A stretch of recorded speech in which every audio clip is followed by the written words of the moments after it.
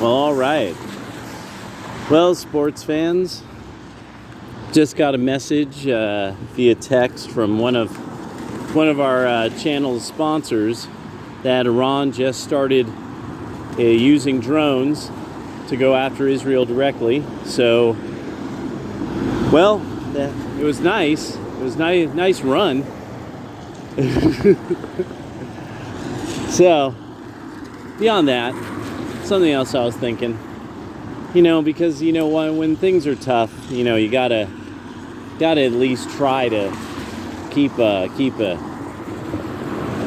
positive energy about it. So I figured out while I was at work another pitch to make the Gorillions.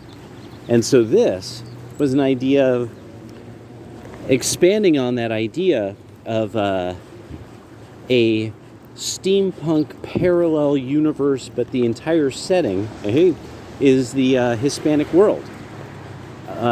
With the idea being, Spain holds on to its colonies for an extended amount of time, and there's repeated rebellions, and finally a rebellion works. And there is no like Santa Anna necessarily or anything like that. But something, you'd have to fill things like that in. But what you end up having is, by the end of it, a Queen of Mexico. Yes, my friends, we go back to there being the King of Brazil and the Queen of Mexico. And like somewhere like Chile or Argentina has like some kind of duke. Because of course, Chile and Argentina, they would have to have a duce or el ducho, el duco, whatever. And so the idea is that you have fundamentally these characters going around the world of the former Spanish colonies, accomplishing missions for the Queen of Mexico. And by the way, who would the Queen of Mexico, would this character be like? It would be Selena. Yes, you would no live actors. No, this would be good. This is meant to be successful. So you would not have live actors. You'd have voice actors and you would have animation. You'd have some SFM, Blender, some computer animation. And so in this way, you would have everything from pre-modern technologies of the earliest of the colonial era all the way up to the kind of technology you would have seen around World War I or the burgeoning technology of World War II. America, what's it referred to as? The Norte. It's only referred to in passing because of something going on there between them and something like the French or something. And that would be the best part, is you make the French like the most villainous villains. The French are always plotting. They're always plotting. But that would be the best. I'm just already thinking, I started walking through this and you would have like all these fun characters. Oh, and so then the best part about this is, throughout it, you use music that already exists. You use Guantanamera. You use Disco Fuentes' music. You use the period of Cuba when it was run by the mob.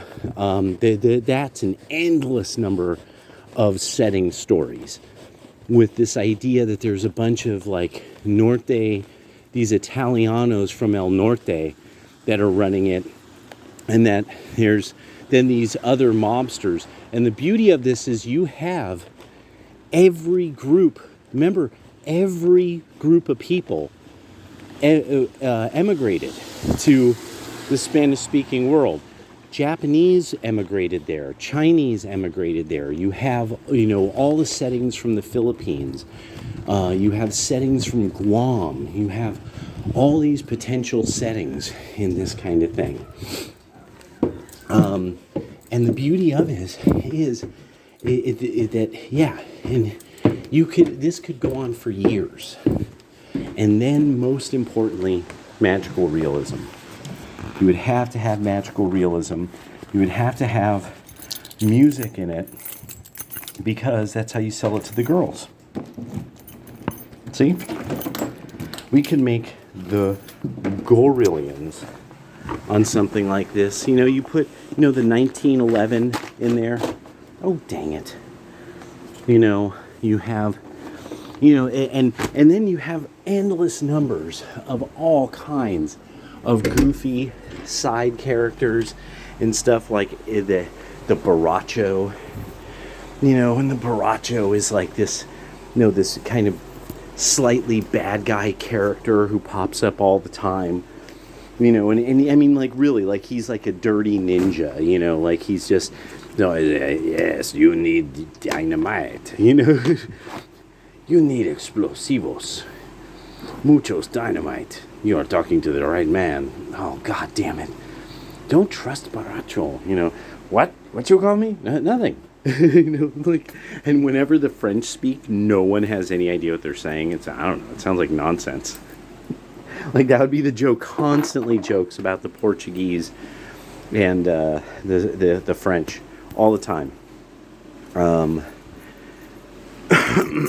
you would have, like, the whole concept of all these different areas of these countries where people have settled, where Germans have settled, Italians have settled, the Chinese, the Japanese. You could even jump into the whole idea of, like, Lebanese, the Jews. Remember, there's a lot of Jews who settled in the Hispanic world. Then there's that you have a whole scene with the candles, white sheeted. Remember, it's Saturday night, and all the women play cards, and all that's allowed is candles, cards on a white sheeted table. This was the way that the conversos, there you could actually find writing about the conversos, and the fact that on Saturday night they would play cards, but they would use no electricity. They would all go over to one house and they would play cards, and it was because they were converted Jews. And there's, like, so much of this. That could be so many things like this, and especially once you have, like, especially places like Peru and Venezuela, where you have all this musical stuff, and that you have these characters that are obviously these mixed characters. And then you have people speaking in the odd dialects of the various, because Peru, the Spanish that's spoken by blacks in Peru has very unique words that actually have been traced back to specific words of respective African languages, and it was because of the manner that slavery was done in Peru, and then in Peru you would end up having people separated in such a way that they had no idea what each were. They separated them in such a way that people didn't speak the same language on the same in the same region. So what ends up happening is that the people who are descendants of slaves name themselves. They say, "Yo soy Haki." They're from Haki. And so there's, like, a whole song. Or called "Yo no soy Haki." Yeah, and then Casablanca. I can't blame for you. Yo no soy Haki, Casablanca, tampoco la caracol, tampoco y aroña. And it's like caracol, aroña. These various references to where these black people are from in the country, and that's how they refer to themselves. Oroña, and and so there's so much of this, and in country to country, you would have all of these recommendations and all these ideas of, like, what would have happened if, like, they hadn't won quickly against Spain and took time. And then you, of course, get the Freemasonic thing in there, and, like, the idea of, like, priests who are wonder workers, and curanderos and brujas and all these great things that you could throw in there. Yeah, and you could make gorillions of dollars, and it would be mad pride. It would be mad Hispanic pride, and it's a time that never existed. That's the most important thing. It's a time that never happened, a time that never existed, and that you don't need the Americans involved at all. You don't need the Americans involved at all. So it's just a thought. It's just, yeah. I mean, imagine if one of the settings, they got to go from Argentina, they got to go to the South Pole. Because the Aleman, there's like some guy, the Katrin, and he's actually the Aleman. He's the German. The mysterious German. What's he up to? Why is he in Argentina? What's he up to in Argentina? You know what I'm saying? There's so much you could do with it. Yeah, so it was just something I was thinking about. I was talking about at work to somebody. And but it's just there, and by the way, it hit me, Catherine. Anybody who speaks Spanish, is there a name? I've never heard that name. Mi nombre Catherine, or se llamo, me amo, or me ama, Catherine. Now there's Katrina, which makes sense, but not Catherine. Which I'm like, wow, is it that old and antiquated of a word that it never even got converted into a name, But I don't know. And then, of course, I have to look up Daily Roman Empire, where the word Katrine come from. All right. Talk to you later.